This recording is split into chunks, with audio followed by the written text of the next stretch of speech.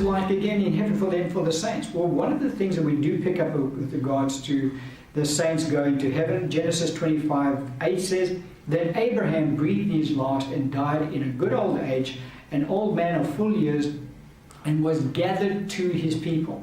So one of the things we do pick up in Scripture is that when the saint does die, is that they do get taken to the people that they know in heaven. So God doesn't put us amongst a whole bunch of strangers. He puts us with people that have passed on before us, family members and friends who are also in the Lord, and we're gathered to our people. Luke 15:7, we're just describing what it's like for the saints in heaven at this current point in time. "I say to you that likewise there will be more joy in heaven over one sinner who repents than over 99 just persons who need no repentance."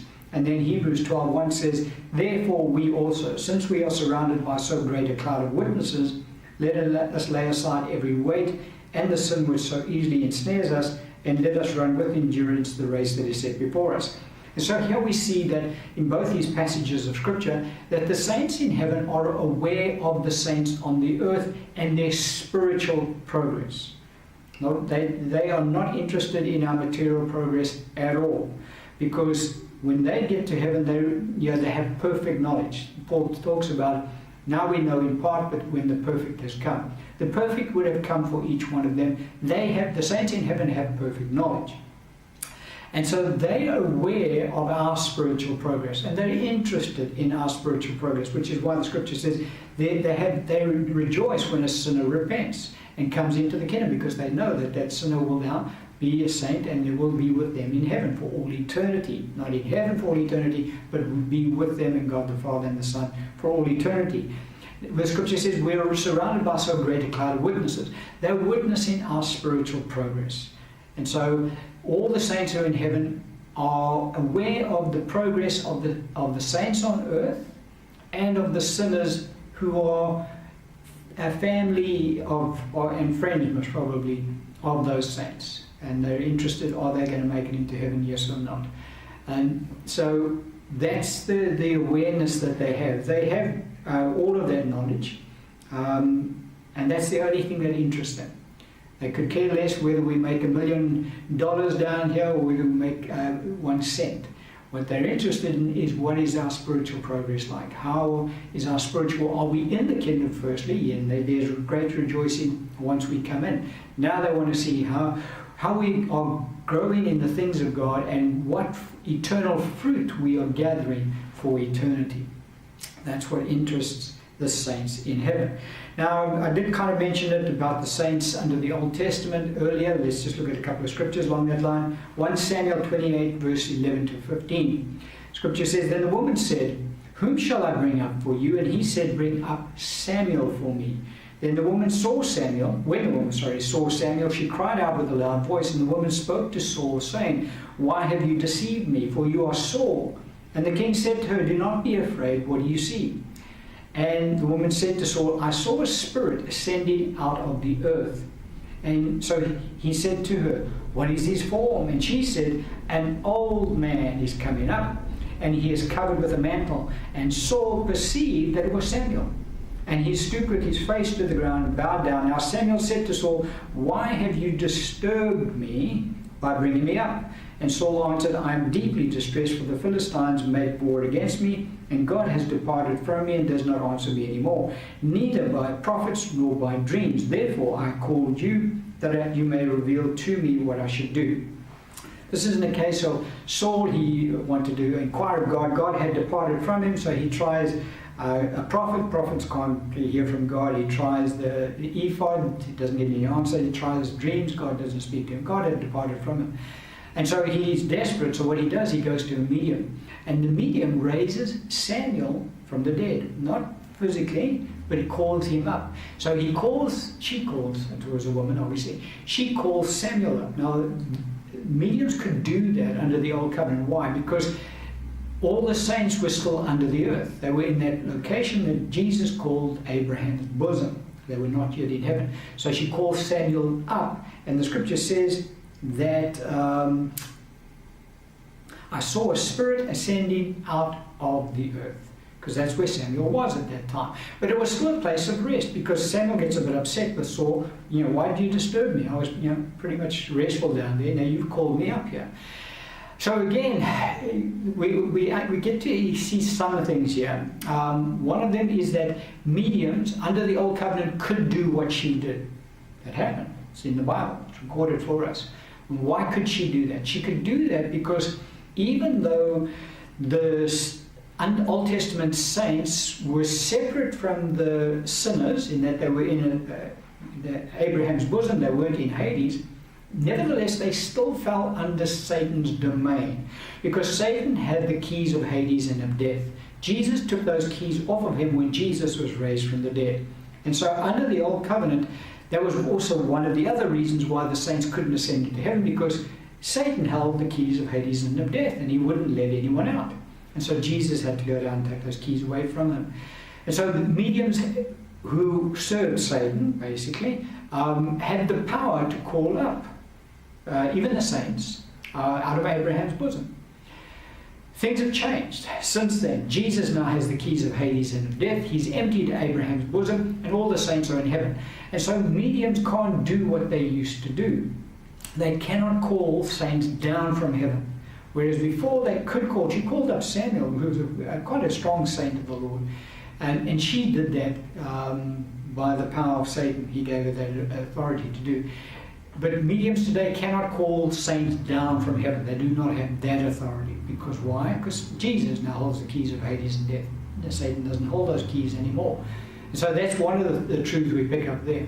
One of the other truths we pick up here, really interesting, is that she describes what Samuel looks like.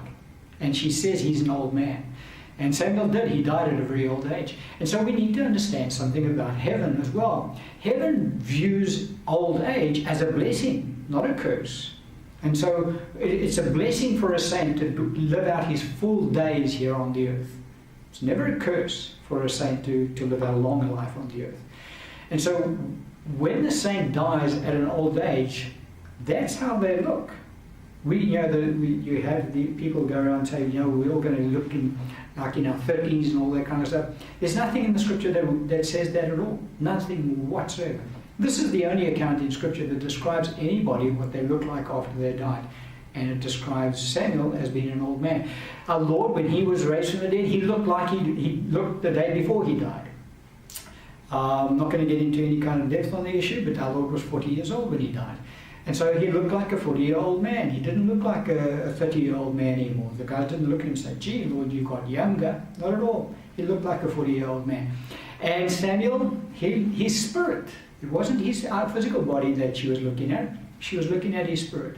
And his spirit showed an old man. Now, not a decrepit old man that was doddering along, just the features of an old man, but nevertheless looking old. Something that we need to understand as well, that whatever age we die at, that's what we'll look like for the rest of eternity. And it's a blessing, as I say, in the scripture, for one to reach their full days. Luke 16:22-31, our Lord just described in both locations again. So it was that when the beggar died, he was carried by the angels to Abraham's bosom. The rich man also died and was buried.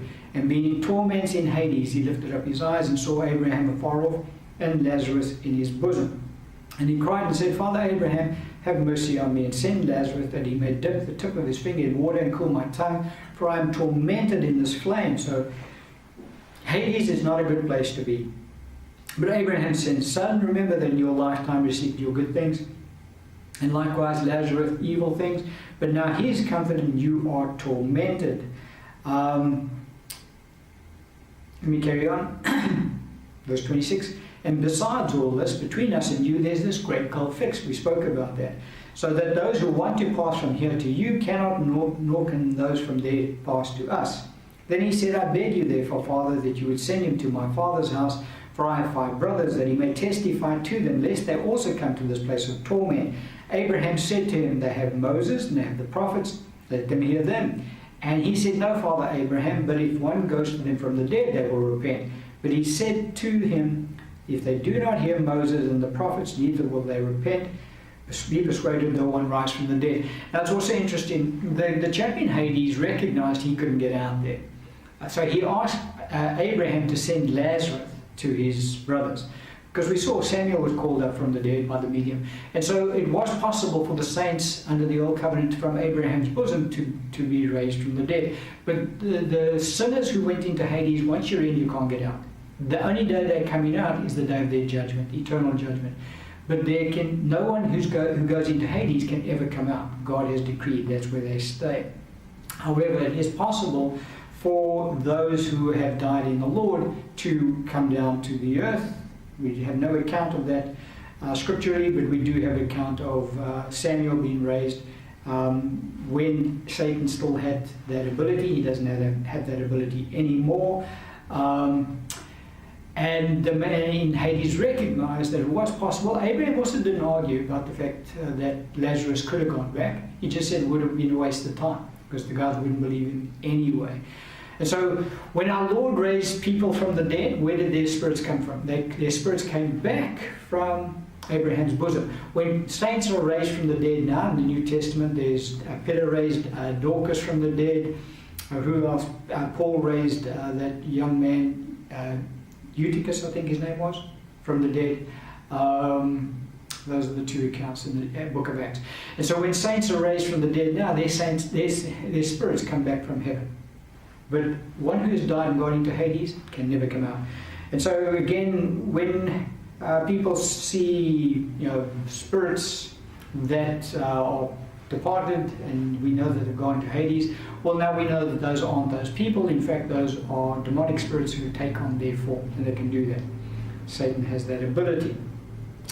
And so Abraham's bosom was emptied, we said, and we pick up the scripture, Ephesians 4:8. The scripture says, therefore he says, when he ascended on high, he led captivity captive and gave gifts to men. So the captivity that our Lord led captive were those who were being held captive by Satan in Abraham's bosom, because he wouldn't let them out. Jesus now had the keys of Hades and death, and so he could let them out, and he took them up into heaven with him. 1 Peter 4:6 says, for this reason the gospel was preached also to those who are dead, that they might be judged according to men in the flesh, but live according to God in the Spirit. And so that's just Peter telling us about when our Lord was raised from the dead. He went into that location, he preached the gospel, they were born again, Jesus took them up into heaven with him. And so that location is currently empty, there's no one there anymore. All of the saints are currently in heaven. But God does have some exceptions. We pick it up in Genesis 5:24. And Enoch walked with God, and he was not for why, for God took him. So Enoch has never died physically. God took him straight up into heaven. We have another person that happened to is 2 Kings 2:11 says, then it happened as they continued on and talked that suddenly a chariot of fire appeared with horses of fire and separated the two of them, and Elijah went up by a whirlwind into heaven. And so we have two people in heaven currently who are there and have never died. Enoch and Elijah. They went up body and all. God took them up in their physical bodies into heaven. Now, God didn't take them up to where God is. God took them to paradise where the saints all are today. But those are two saints who are currently walking around up there in physical bodies, whereas the rest are just in their spirit. But there's some more saints who are there in physical bodies as well. Matthew 27:52-53. Scripture says, and the graves were opened, and many bodies of the saints who had fallen asleep were raised. And coming out of the graves after his resurrection, our Lord, they went into the holy city and appeared to many. And so there's a grouping of saints, we don't know how many, Scripture doesn't tell us, but they appeared to the people in Jerusalem, the city of Jerusalem. When our Lord was raised from the dead, after that time, Scripture doesn't tell us when, it just says after he was raised from the dead, they too were raised from the dead. And so there's a grouping of saints in heaven who currently have their resurrected bodies. Why God did that, we don't know. Scripture doesn't tell us, but God's God, he can do whatever he likes. And so that's what he's done. With regards to death of unbelievers, well, this story is a little bit different. In fact, it's a whole lot different. Mark 9, verse 43-44 says, if your hand causes you to sin, cut it off. It is better for you to enter into life maimed rather than having two hands to go to hell, into the fire that shall never be quenched, where the worm does not die and the fire is not quenched. Our Lord speaking, talking about hell. He says, the place where they go, the fire is just never quenched. So think about a fire being in a flame, it just never stops. put your hand over a candle for a while and just see what it feels like. And now feel that for all eternity over all of your body. Not a happy place to be. Worm doesn't die. Well, they also feel those worms going in and out of them all the time. I don't know what it feels like. I don't want to. It doesn't sound like a good place to be. Luke 13, 2-3 says, "And Jesus answered and said to them, Do you suppose that these Galileans were worse sinners than all other Galileans because they suffered like such things? I tell you no, but unless you repent, you will all likewise perish." It's one of the things we need to understand. People look at people and they say, "Oh, he died in his sleep, what a blessing." But if he died without Christ, he went down to that place of torment. It doesn't matter how he died. And so people look at the way people die, and they think, well, that person was a good person, they died in a good way. That person was a bad person, they died in a bad way. No matter which way we leave the earth, it depends what we believe before we die as to where we're going to go. And so we mustn't get caught up in the way we leave the earth. We need to be caught up in where we go after we leave the earth. Luke 13, 27 and 28, Scripture says, our Lord speaking, he says, "But he will say, I tell you, I do not know you. Where you are from, depart from me, all you workers of iniquity. There will be weeping and gnashing of teeth when you see Abraham and Isaac and Jacob and all the prophets in the kingdom of God and yourselves thrust out." And so it's a kind of a description of what hell is like for the saints, for the unbelievers. It's a place of torment. The fire is not quenched. The worm never dies. There's weeping and gnashing of teeth taking place there. Matthew talks about outer darkness. And so it's just not a good place to be. And they're held there. Now they're just being kept there for their day of judgment. It's not their eternal destination. Hell's not their eternal destination. The lake of fire and brimstone is. That's the second death that will incur. We'll get to that as we get into the series. But we just wanted to describe what the death of an unbeliever is like. Not a pleasant experience. And they're condemned to that for all eternity. But the saints, different, and they're not condemned to that, but they are blessed with that for all eternity. And we're going to end the teaching on that one.